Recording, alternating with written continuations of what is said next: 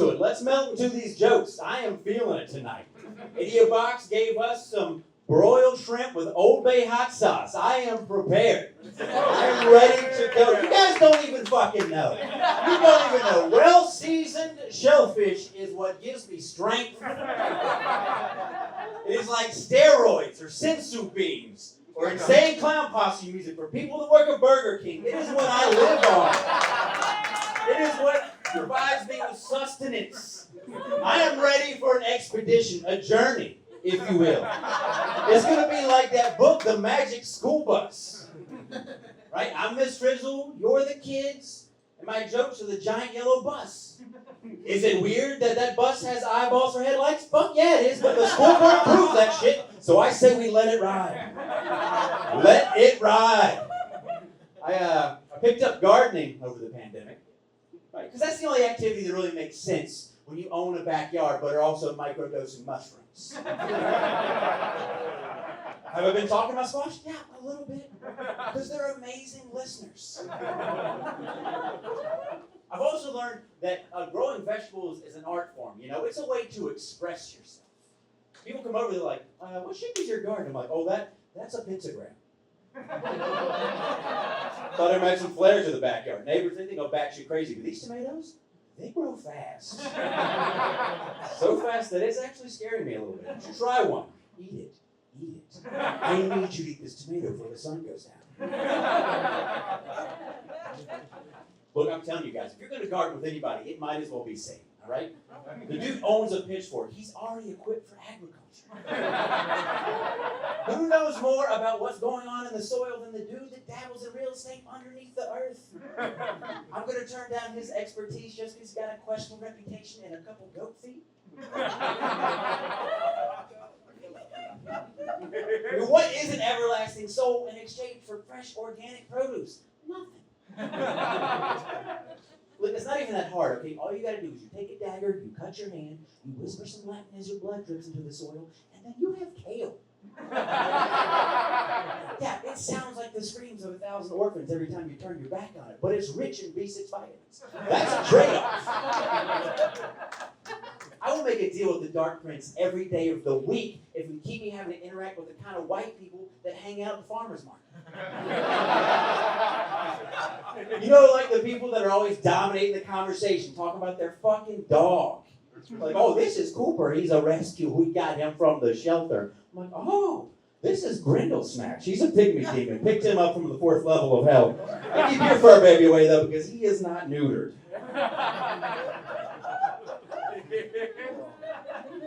Other than gardening, there's a lot of other fun activities you can do on drugs, you know? For example, you go to the Renaissance Fair dressed like a wizard. That's something you could do. And here's the thing, I know when I get there, I'm not going to be doing any actual magic, all right? When those chemicals kick in, I'm going to think I'm doing some magic. I'm not talking about the weak-ass Harry Potter crap. I'm talking about the dark arts, you know? Like shooting fireballs, turning people's intestines into tentacles, properly using saran wrap. Just evil shit. And you know, eventually there's going to be somebody like, excuse me, sir, there were no wizards in the Renaissance. Well, guess what, young squire? Now there is. Poof, it's magic. Don't get sassy with me, all right? We're in a vacant lot behind the Chili's. I don't think it matters how authentic my costume is. Let's not sit there and pretend like you aren't playing a flute under a castle made out of cardboard, because guess what? You are. So hand me my big-ass turkey leg and gobble it full of ye old Diet Pepsi so I can stand over there and watch two grown men just beat the shit out of each other with giant foam swords whilst I pretend to cast spells down upon them. I see you've got an authentic 14th century food truck right over there. Maybe I'll make my way over and get some historically accurate vegan empanadas. I don't understand like historical accuracy in any kind of context, right? Like Colonial Williamsburg or the Freedom Trail or any other stuff that pretends like racism is a myth. Like, those places like, we want to know what it's like to live back then. I'm like, fucking why? Nothing good happened back then. That's why I don't get the point of a time machine. You're going to go to the past. You're going to get back there and be like, oh, that's right, everybody had syphilis and they solved their problem with swords. I don't want to go to the future either, right? Like some dude told me, he was like, you know what, if I invent a time machine, I'm going to go find out what tomorrow's lottery numbers are. Come back and plan today.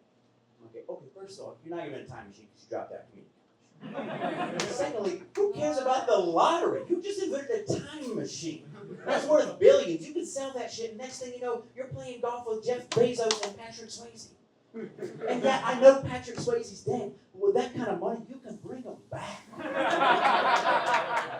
And then you and the Swayze are just best buds, roundhouse kicking people, making pottery, riding on the back of his dirt bike.